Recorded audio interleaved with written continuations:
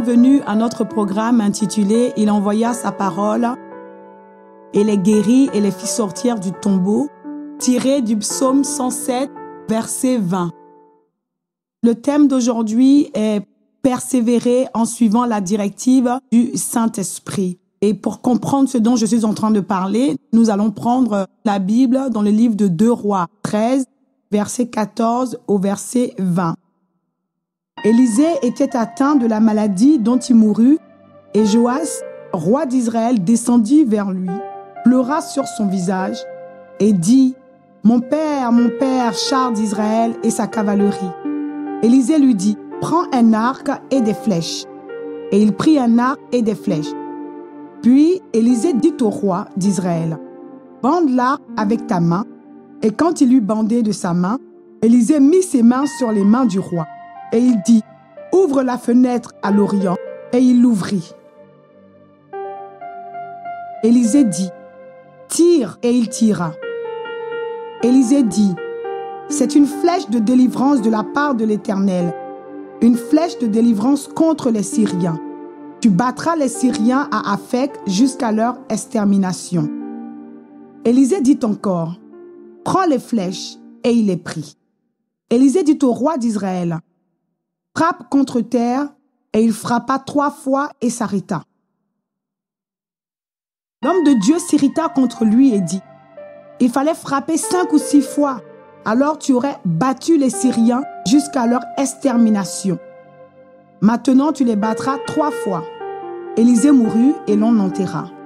L'année suivante, des troupes de Moabites pénétrèrent dans le pays. Père, nous voulons te dire merci pour ta parole et je prie que quiconque écoute ce message soit rempli de ton Esprit Saint et que la puissance de ton Esprit les guide dans tout ce qu'ils vont faire à partir d'aujourd'hui, dans leurs prières, dans toutes leurs activités et qu'ils soient guidés par ta grâce pour une victoire totale au nom de Jésus. Amen. Je disais donc que le thème d'aujourd'hui était persévérer en suivant la directive du Saint-Esprit. Nous savons que, en tant qu'enfants de Dieu, nous sommes engagés dans un combat spirituel. Selon la Bible qui nous le dit dans le livre d'Éphésiens 6, à partir du verset 12 à 13, Paul parle à l'église d'Éphèse en disant que nous n'avons pas à lutter contre la chair et le sang, mais nous luttons contre les dominations, contre des autorités, contre des esprits méchants. Et donc nous savons automatiquement que l'église de Christ, l'église de Dieu, est engagée dans un combat spirituel. Et nous avons des armes de combat. Et l'une des armes que la Bible nous révèle, c'est la prière. Mais je voudrais, en plus de la prière, parler de la persévérance dans la prière, tout en suivant la directive du Saint-Esprit. Je viens de lire une histoire ici d'un roi, le roi Joas, qui a vu ses ennemis arriver et qui s'est orienté vers le prophète Élisée. Dans l'Ancien Testament, il y avait toujours un prophète auprès des rois. Le prophète était les yeux de Dieu afin de guider les rois dans les combats, dans les batailles et dans toutes les décisions que les rois devaient prendre. Les rois ne pouvaient pas prendre de décision sans consulter le prophète, raison pour laquelle ils avaient de grandes victoires, parce que le prophète était l'image de la personne du Saint-Esprit qui les guidait dans tout ce qu'il faisait. Le roi Joas s'est tourné vers le prophète afin d'avoir une orientation sur la façon dont il devait mener le combat, afin d'avoir une orientation sur la façon dont il devait s'engager contre ses ennemis qui étaient à cette période-là les Syriens. La Bible dit que le prophète lui a demandé de prendre une arc, de la bander. Ça a été la première chose que le prophète Élisée a demandé au roi Joas de faire. La Bible nous enseigne que le roi Joas a obéi. Et lorsque le roi a bandé l'arc, le prophète lui a demandé d'ouvrir la fenêtre vers l'Orient. Le roi a aussitôt obéi. La Bible nous dit que le prophète a posé sa main sur le roi Joas et ensuite lui a demandé de tirer l'arc. Le roi a obéi en accord avec le prophète et a tiré l'arc. Sur ce, le prophète l'informe que c'est une flèche de délivrance de ses ennemis. Et ensuite, il lui a dit qu'il battra les Syriens à Aphek. L'histoire ne s'est pas arrêtée là. Il y a eu une continuation. Le roi avait gagné une première bataille. Ensuite, le prophète lui demande de prendre des flèches, de frapper le sol. C'est de là que viendra le problème. Le roi Joas prend les flèches, frappe le sol 3 fois, ensuite s'arrête. La Bible nous dit que le prophète Élisée s'est automatiquement mis dans une colère et lui a dit « Pourquoi tu t'es arrêté?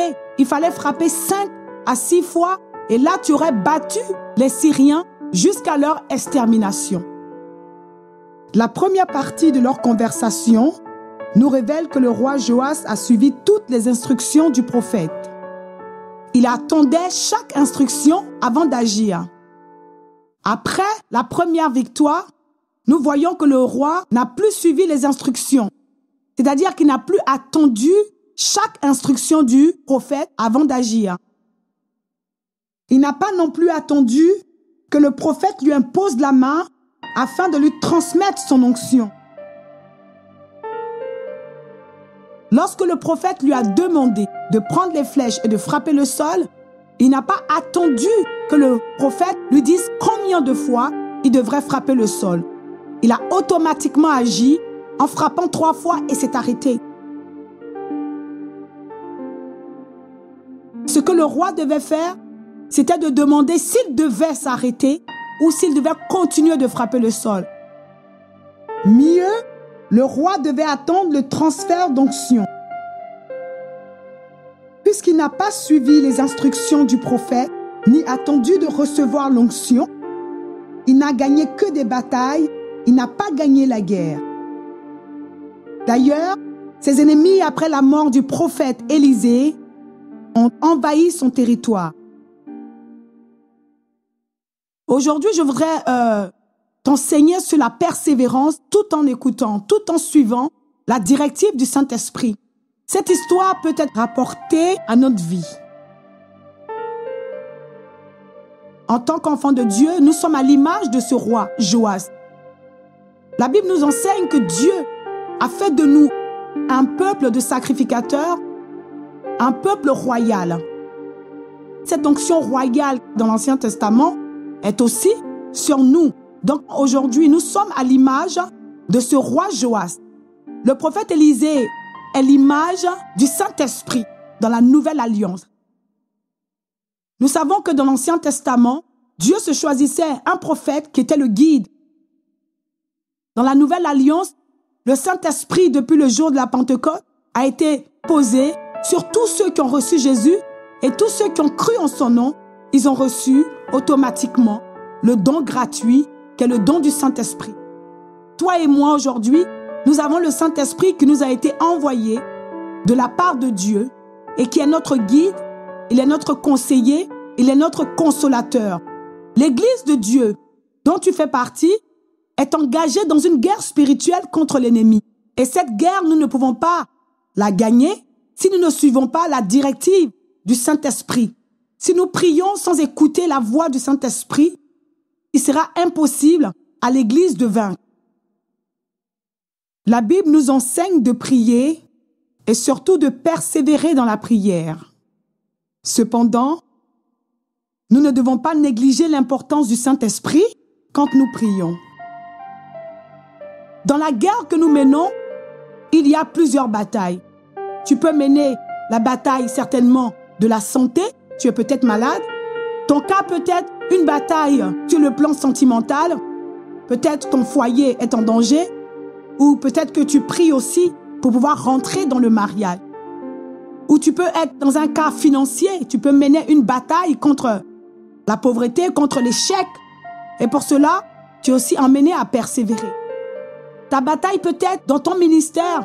Peut-être que tu es appelé à servir le Seigneur et tu rencontres des difficultés, des oppositions. Dans toutes ces batailles, tu dois être attentif au Saint-Esprit. Ainsi, tu triompheras comme Christ a triomphé à la croix. La Bible nous enseigne dans le livre de Colossiens que Christ a triomphé. Il a dépouillé les autorités. Il a dépouillé les dominations en triomphant d'elles à la croix. Nous savons que le Seigneur a gagné cette bataille pour lui et pour nous. Et afin que tu triomphes aussi avec Christ, il est important que tu suives sa direction. Il est important que tu écoutes sa parole, que tu fasses attention à ce qu'il te dit lorsque tu mènes le combat. Tu dois prier. C'est la première clé. Notre première arme, c'est la prière. En plus de la prière, tu dois persévérer afin de triompher. Mais la persévérance doit se faire en écoutant le Saint-Esprit. J'ai le témoignage d'une sœur pour laquelle j'ai prié il y a quelques années. Cette sœur avait des problèmes administratifs. Elle a prié des années pour l'obtention de sa carte de résidence, mais en vain. Logiquement, cela ne devait pas poser de problème puisqu'elle est de mère anglaise. Et ses parents l'ont fait venir d'Afrique. Elle devait obtenir ses papiers sans difficulté. Mais contre toute attente, l'immigration s'est opposée à sa demande de résidence. Je me rappelle avoir rencontré cette dame et nous avons prié. Pendant que nous prions, l'Esprit de Dieu nous a révélé qu'un esprit impur s'opposait à l'obtention de sa carte de résident. Par ailleurs, il nous a indiqué comment procéder. Nous nous sommes donc conformés à la directive du Saint-Esprit et avons orienté nos prières conséquemment. À la suite de nos séances de prière, cette sœur est allée au tribunal, d'où elle est sortie victorieuse. Cette dernière est aujourd'hui mariée et vit une vie paisible dans le Seigneur. Cette famille n'a pas abandonné, elle a persévéré et a cru que Dieu allait agir. Mais elle est passée plusieurs fois au tribunal et cela a duré plusieurs années. Cette jeune fille a dû arrêter ses études. Pourquoi? Parce qu'elle n'avait plus de papier, elle ne pouvait plus aller à l'université, elle a dû tout arrêter, pas de travail. Mais le Seigneur lui a donné la victoire. Elle a obtenu cette victoire comment? En persévérant, en priant et surtout en écoutant la directive du Saint-Esprit. Je ne sais pas ce que tu traverses en ce moment. Peut-être que tu traverses des oppositions dans ta vie. Tu as longtemps prié, tu as eu la foi, mais tu as fait face à des oppositions, à des blocages. Tu as persévéré, tu as écouté ce qu'on t'a dit. Mais tu te rends compte que malgré la persévérance, tu rencontres encore des difficultés dans ta vie.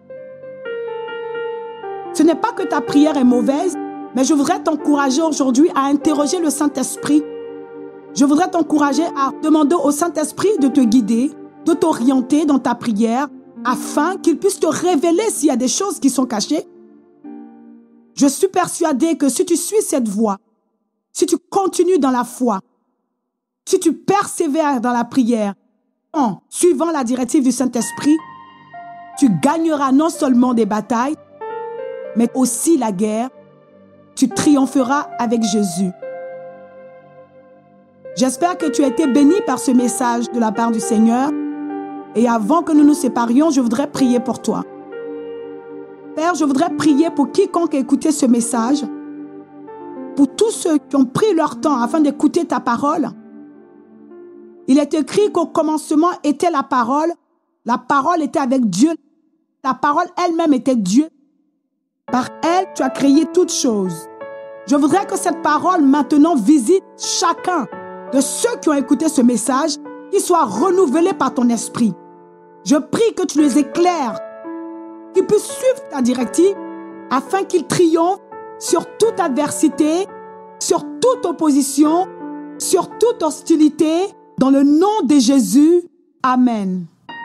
Sois béni et nous nous retrouvons la semaine prochaine pour un autre thème.